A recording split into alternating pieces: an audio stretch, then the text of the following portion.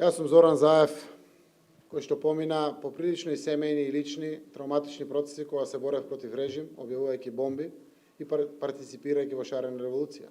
Јас сум истиот тој кој што се бореше за вредностите на едно општество за сите на 27 април 2017 година во парламентот, кога парламентарното мнозинство беше нападнато. Крварев и стоев на нози и се борев. Верував во тоа. Борбата против криминалот и корупцијата во ниједна земја не била лесна и таа има секако вид на непријатни ситуации.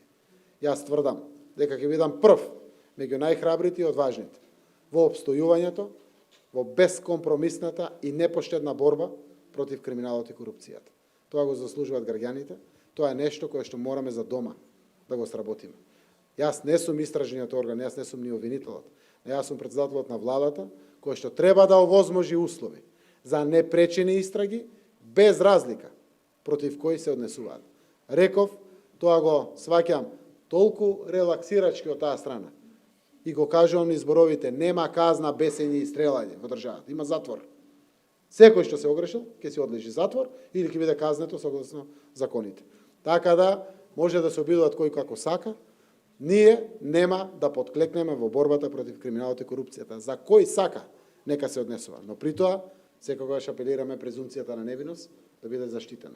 Не смееме да правиме масакар врз луѓето, никој, најмалку ние политичарите, заради тоа што презумцијата за невиност е исто така нешто кое што секако е фатено и во нашите закони. Новинарот Бранко Геровски, гледам јавно побара средба со мене, токму повикувајќи се во еден текст токму на таа тема. Уште еднаш во духот на тоа што претходно го кажав, има истражни органи. Треба да оди таму да се пријави. Сите докази, сите аргументи на еден жанр кој што го направи, рете да оди да ги пријави.